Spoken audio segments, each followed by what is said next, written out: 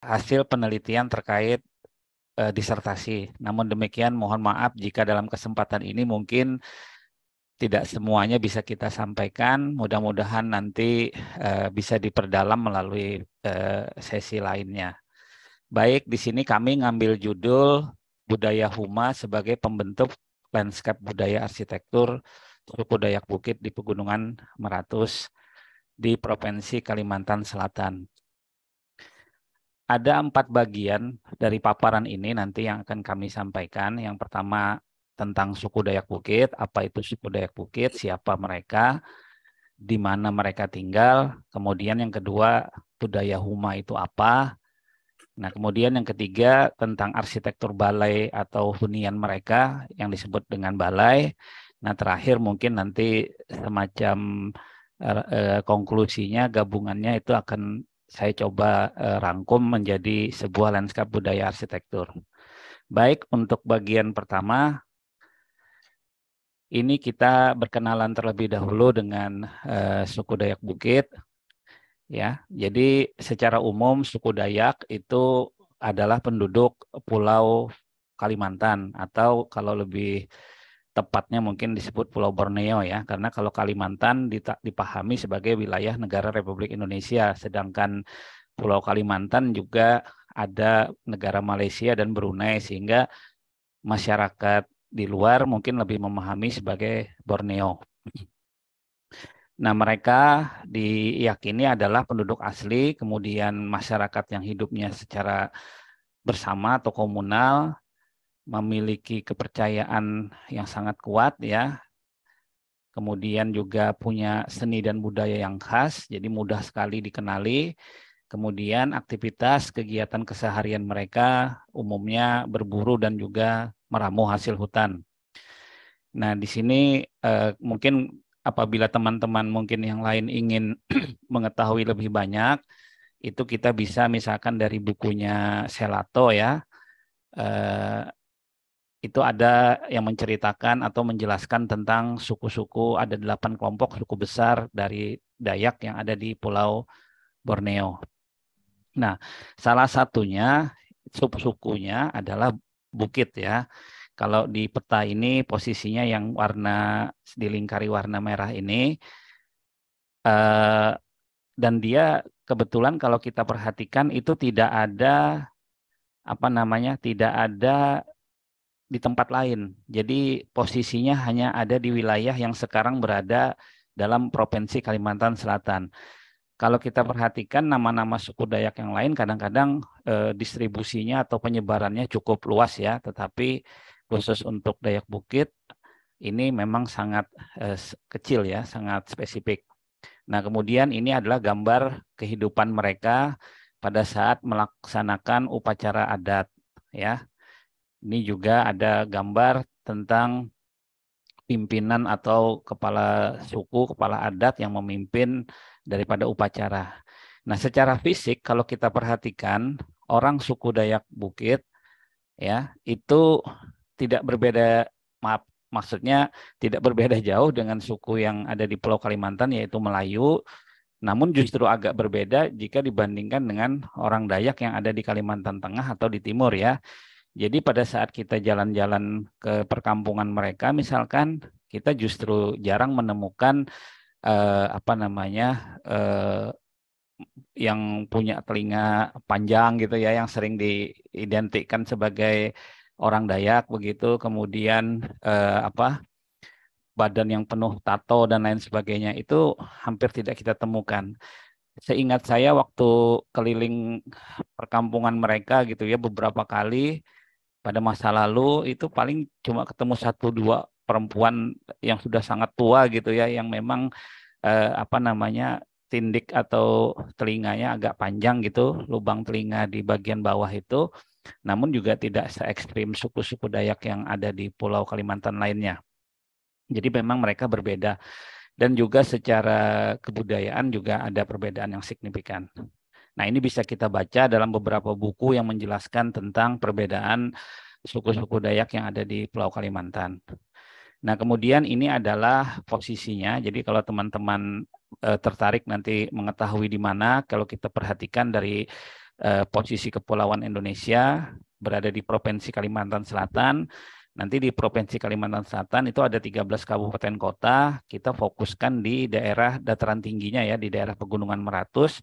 Yang saya teliti ini kebetulan ada di daerah Hulu Sungai Selatan. Ya, di daerah Hulu Sungai Selatan, di bagian sini adalah dataran tinggi, sedangkan yang di sini relatif rendah. Jadi kalau kita lihat peta ini adalah kecamatannya. Kalau sekarang wilayah administrasinya adalah Kecamatan Loksado di Hulu Sungai Selatan. Nah, yang penelitian kita itu fokusnya adalah di dataran tinggi ya, yang di sini warnanya relatif merah. Sehingga mereka tersebar di pegunungan yang ada. Namanya adalah Pegunungan Meratus. Itu adalah sekilas siapa suku Dayak Bukit dan di mana mereka tinggal. Berikutnya, Pegunungan Meratus sendiri kalau kita perhatikan banyak ya foto-foto di internet gitu ya yang menunjukkan bagaimana kondisi Pegunungan Meratus. Memang pemandangannya sangat indah sekali, bahkan secara secara visual itu juga sangat menarik. Kemudian bagi teman-teman juga mungkin ingin mendalami apa itu Pegunungan Meratus atau bagaimana ya, kita juga bisa mengunjungi ada satu situs yang sekarang lagi menjadi prioritas pemerintah Provinsi Kalimantan Selatan ya, karena Pegunungan Meratus sekarang sedang berada dalam tahap pengusulan sebagai geopark tingkat dunia. Jadi sekarang Pegunungan Meratus itu sedang diusulkan menjadi kawasan geopark internasional. Nah, di sini kita bisa kunjungi situsnya yang ada. Di sana dijelaskan detail tentang apa saja atau bagaimana baik sejarah buminya maupun budayanya, kemudian karakteristik-karakteristik alamnya dan seterusnya. Mungkin hal ini perlu kita pelajari atau ketahui lah minimal agar kita paham konteks ataupun situasi daripada lanskap budaya arsitektur yang akan kita dalami. Nah, selanjutnya saya masuk ke bagian yang kedua. Bagian yang kedua ini adalah membahas tentang budaya Huma. Mungkin di Indonesia ya, kata Huma itu adalah kata yang sudah sangat dipahami, sangat familiar gitu ya. Dalam kamus bahasa Banjar itu kita perhatikan ya, Huma itu artinya sawah ya. Kemudian kalau dalam bahasa Banjar itu biasanya ada kata tambahan awalan ba, itu artinya melakukan gitu ya. Ya mirip lah dengan bahasa Indonesia, bahasa Melayu gitu ya, bersawah, menanam padi dan seterusnya, mahuma, pahumaan ini. Nah, yang dimaksud dengan huma di kawasan Pegunungan Meratus tentunya berbeda dengan sawah yang ada di Pulau Jawa misalkan ya, yang sering kita lihat. Sawah-sawah di Pulau Jawa misalkan meskipun dia berada di dataran tinggi, di gunung, biasanya kan basah ya, ada teras sharingnya, kemudian air membasahi sawah-sawah, kemudian berjenjang begitu. Nah, sedangkan di Pegunungan Meratus, sawah atau huma yang dimiliki oleh suku Dayak Bukit itu adalah sawah kering. Mungkin tadi persis seperti yang di eh, paparan Pak Jarot juga menjelaskan di sana juga ladangnya kering ya, walaupun mungkin tanamannya jagung. Kalau di sini memang tanamannya padi. Nah, di sini kita perhatikan Bapak Ibu ya, mungkin di gambar ini nanti akan sangat relevan dengan penjelasan saya berikutnya. Di sini kita perhatikan ini ada bangunan-bangunan apa ya istilahnya, bangunan-bangunan rintisan berupa pondok begitu. Nah, ini biasanya selalu dibangun pada area sawah yang baru dibuka. Jadi batang-batang pohon bekas ditebang itu masih ada. Nah, mungkin juga sudah menjadi berita umum ya, bagaimana budaya Huma itu selalu diawali dengan pembukaan lahan, pembukaan ladang, kemudian ya untuk membersihkan sering melalui proses pembakaran gitu kan. Kemudian dilanjutkan dengan penanaman dan kemudian dilanjutkan dengan perawatan atau pemeliharaan sampai padi itu siap dipanen. Nah, mungkin yang perlu sering diluruskan adalah proses pembakaran ini ya. Bagi masyarakat Dayak Bukit sendiri sebenarnya proses pembakaran lahan ini diyakini tidak akan menimbulkan masalah ya, yang sering terjadi di Pulau Kalimantan, misalkan adanya bencana kabut asap misalkan dan lain sebagainya.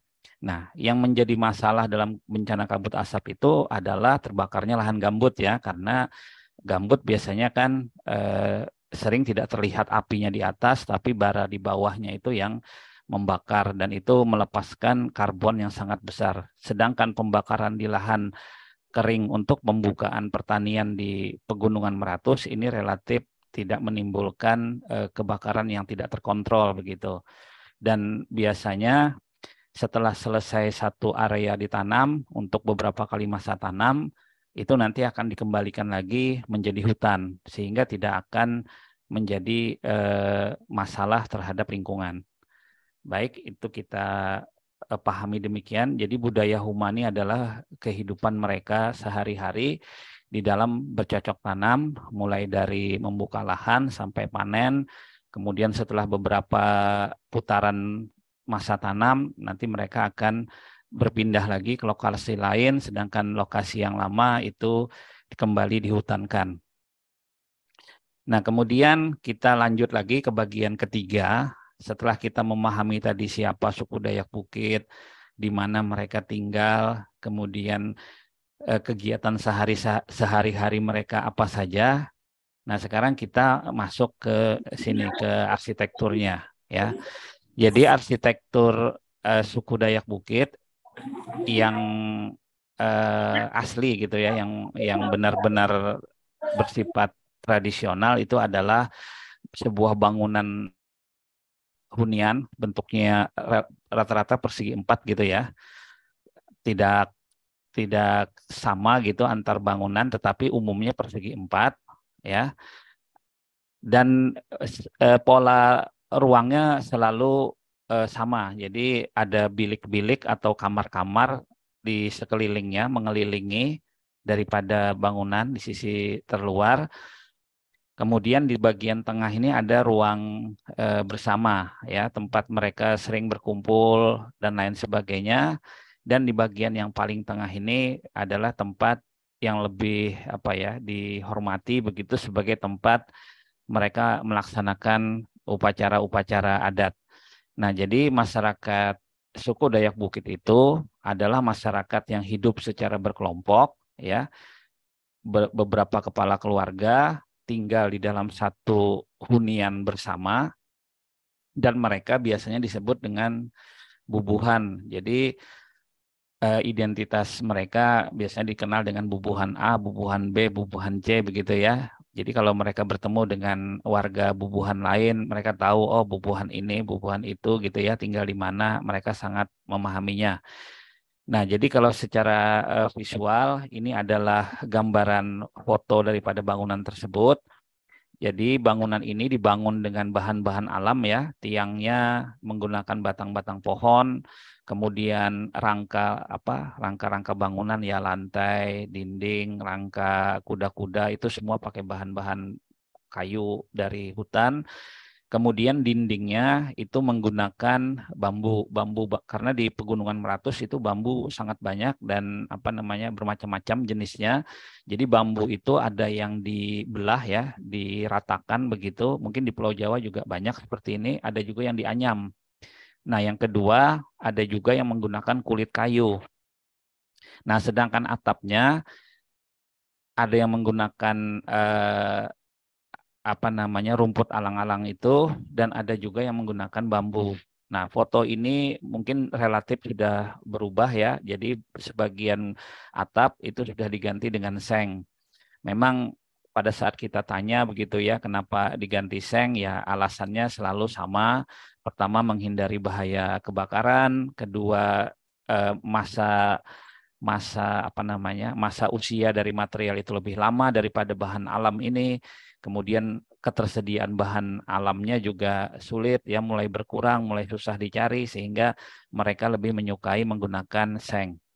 Nah, yang berikutnya yang kita pahami, balai atau bangunan hunian ini mungkin kita kalau berkunjung ke perkampungan mereka itu justru sering menemukan bangunan ini relatif kosong ya, sepi gitu.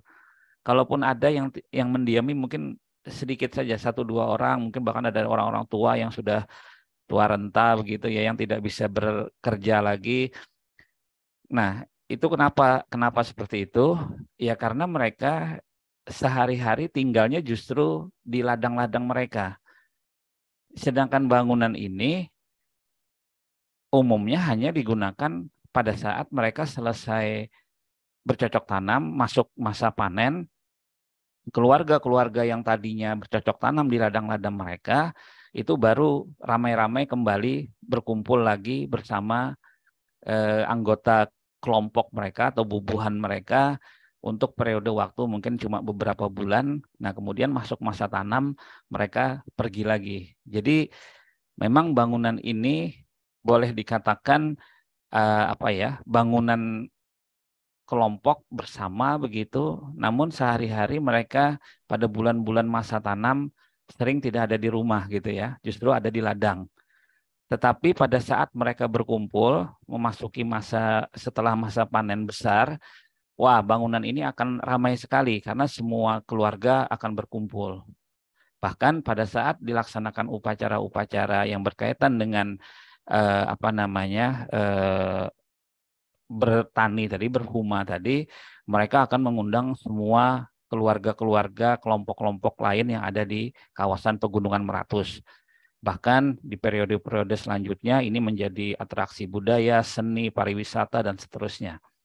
Jadi inilah gambarannya. Dan kemudian kalau kita perhatikan di posisi yang kanan ini, bangunan dari suku Dayak Bukit, permukiman mereka itu memang relatif beda juga dengan suku Dayak yang lain. Jadi tadi kalau sebelumnya saya jelaskan secara fisik mereka juga agak berbeda gitu ya. Perawakan mereka itu kalau kita lihat sekilas kita mungkin tidak menduga mereka orang suku Dayak Bukit gitu ya atau suku Dayak Meratus. Karena tidak beda lah dengan karakter suku Dayak yang lain yang kadang-kadang telinganya panjang misalkan ya, punya banyak tato yang sangat khas Dayak. Nah, mereka berbeda dan ternyata rumah tinggal mereka pun juga beda. Jadi kalau di rumah di suku Dayak yang lain ya, ada yang di Kalimantan Tengah rumah panjang, ya di Kalimantan Timur rumah lamin, sebutannya dan karakter ruangnya juga berbeda. Ya, dan ini bisa kita dalami lagi lewat referensi-referensi yang ada. Kemudian kalau rumah panjang, terutama di Kalimantan Timur itu biasanya kita temukan berada di pinggiran sungai begitu ya. Kalau rumah adat Balai ini mereka justru di tengah hutan yang sangat terpencil ya. Karena di Pegunungan Meratus tidak ada sungai-sungai yang besar begitu, sungainya kecil-kecil saja. Karena dia berada di dataran yang sangat tinggi. Nah, beda dengan suku Dayak yang ada di Kalimantan Tengah atau di Kalimantan Timur, itu biasanya berada di pinggir sungai yang besar dan lain sebagainya ya. Jadi kalau kita lakukan komparasi perbandingan, kita akan banyak sekali menemukan perbedaannya. Mungkin kesamaannya adalah pola komunalnya itu sama, tetapi kesehariannya mungkin atau karakteristik lainnya mungkin banyak yang berbeda. Baik, saya lanjutkan. Ini adalah foto-foto ya, yang di bagian bawah ini adalah foto-foto balai adat dari beberapa kelompok yang ada ya. Coba kita pahami di sini, bentuknya tidak ada yang relatif sama gitu ya. Variasinya sangat tinggi, beda-beda walaupun karakteristiknya sama. Selalu ada ruang upacara di bagian tengah ya. Ini kalau kita perhatikan, ini ruang upacaranya yang di tengah ini. Kemudian yang di sini adalah tempat mereka sering berkumpul. Nah, baru di belakang dinding ini yang ada pintu-pintu ini, itu adalah kamar-kamar tadi atau bilik-bilik tadi.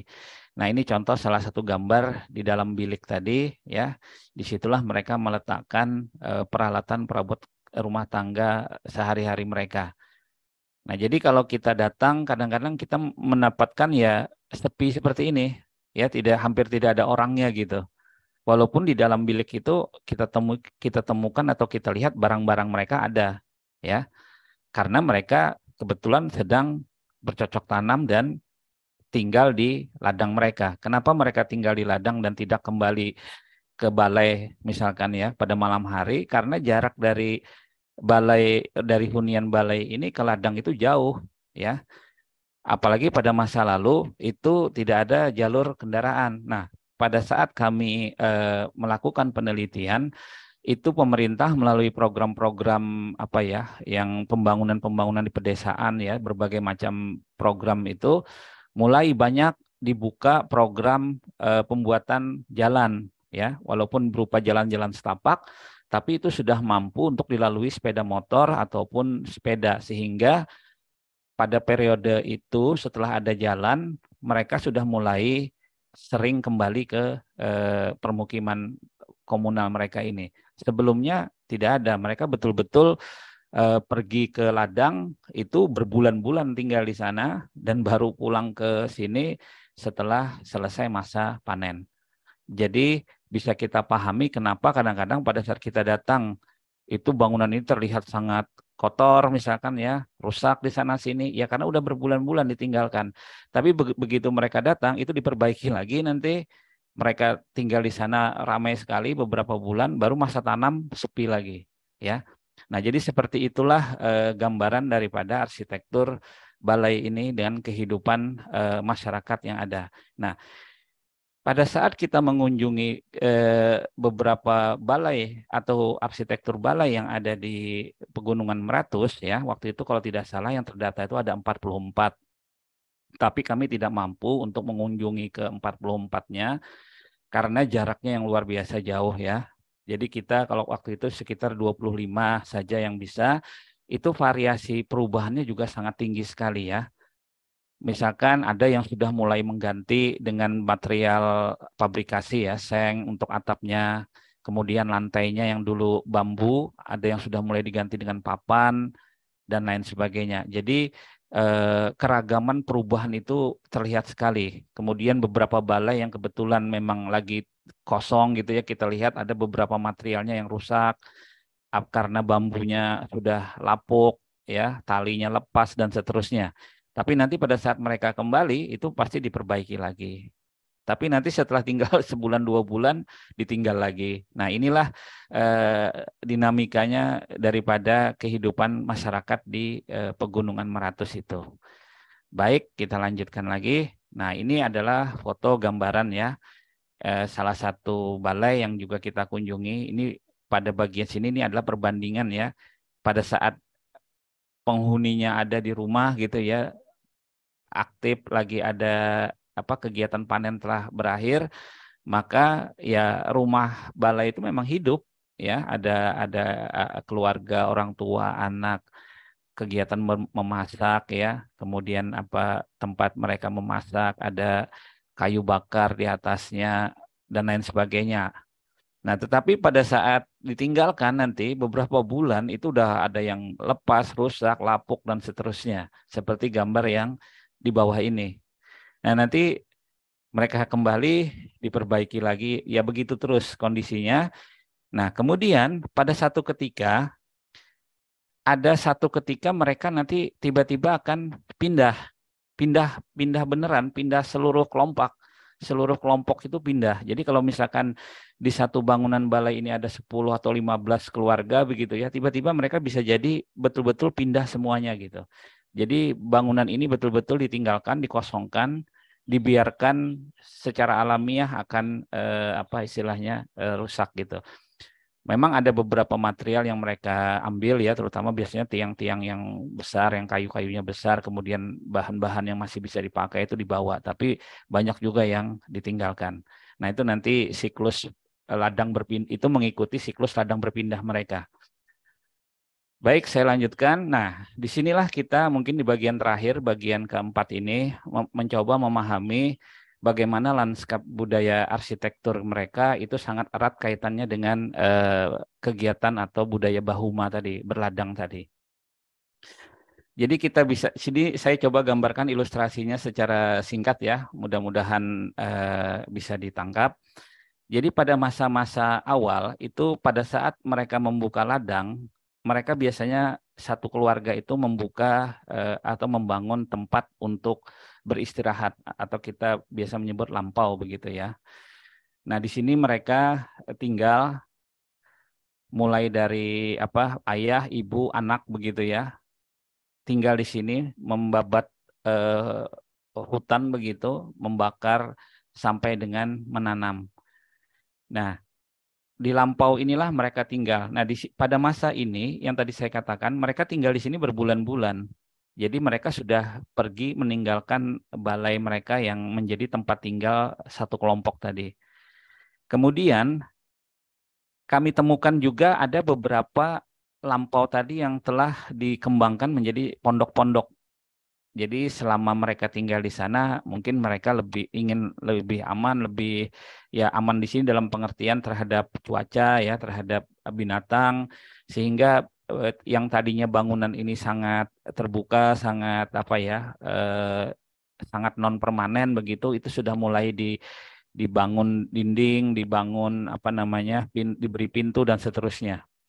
Nah, manakala proses masa tanam itu berakhir, setelah sekian bulan berakhir, ya, maka mereka menyimpan hasil panen mereka itu di tempat ini, pondok ini, maka pondok tadi fungsinya berubah menjadi lumbung, lumbung-lumbung tempat menyimpan hasil panenan, karena tidak mungkin mereka membawa mungkin ratusan kilo apa namanya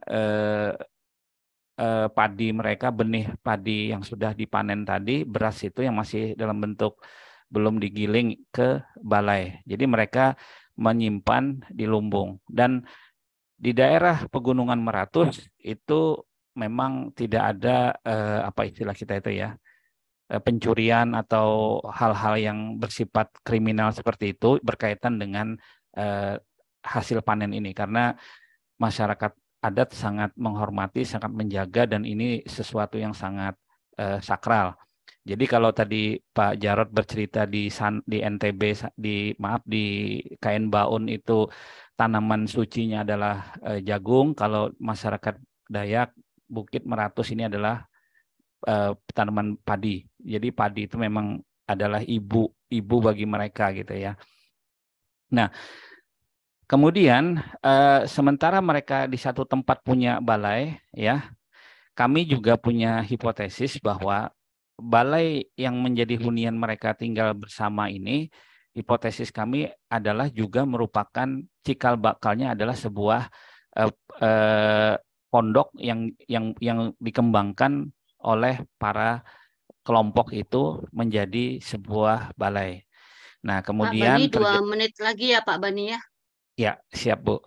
Nah, Oke. kemudian bertransformasi, terdapat perluasan ujuk ya, ujuk itu kamar-kamar tadi. Kemudian mereka juga membangun pondok. Jadi ini ada semua ya foto-fotonya waktu kita di lapangan, sampai akhirnya berkembang menjadi permukiman. Nah, proses ini, transformasi ini kita bisa temukan. Begitu juga dengan proses perubahan daripada pondok menjadi rumah di sana, itu juga terlihat. Kenapa ini bisa? Karena faktor dinamika perkembangan ekonomi, perkembangan infrastruktur, dan lain sebagainya, telekomunikasi, dan seterusnya. Sehingga terjadi pergeseran dan baik dalam pola hidup maupun arsitektur. Nah, terakhir ini adalah gambarannya. Jadi, satu kelompok masyarakat suku Dayak Bukit yang disebut Bubuhan tadi, itu secara tradisional itu punya satu area tradisional mereka. Nah, di dalam satu kelompok itu, mereka punya bangunan balai adat sendiri, kemudian ladang-ladang, dan seterusnya. Nah, kalau kita gambarkan, dalam satu kelompok ini terjadi transformasi yang berjenjang seperti ini. Mulai dari ladang-ladang yang tersebar di dalam area adat tadi, kemudian berkembang tumbuh menjadi ada muncul satu bangunan sebagai hunian bersama, kemudian bangunan itu berkembang menjadi perkampungan, rumah-rumah mulai bertumbuh, dan seterusnya. Ini terjadi di setiap kelompok bubuhan tadi. Nah, cuma yang membedakan apa? Mungkin pada masa-masa sebelum berkembangnya transportasi, jalan, dan lain sebagainya, infrastruktur, itu rata-rata berakhir di poin 2 ini saja. Artinya mereka selalu berpindah lagi, berpindah lagi, berpindah lagi. Nah, sekarang dengan mudahnya akses menuju ladang, transportasi yang dulu berjalan berjam-jam, sekarang naik motor cuma 15-30 menit. Akhirnya perpindahan itu tidak mulai berkurang, tidak terjadi lagi. Hunian itu bahkan mulai menetap dan tumbuh menjadi perkampungan yang relatif menetap. Sementara ladang tetap berpindah-pindah. Nah, itulah bagaimana gambaran pengaruh budaya Huma, budaya berladang, keyakinan padi sebagai ibu mereka mempengaruhi arsitektur mereka, baik mulai dari awal sampai saat ini begitu. Nah, mungkin itu saja yang bisa saya sampaikan. Mohon maaf jika ada yang kurang ya. Mungkin bagi teman-teman yang ingin menambah bacaan bisa dilihat pada buku-buku berikut. Mungkin demikian Bu Tami, terima kasih banyak atas waktu yang diberikan. Terima kasih.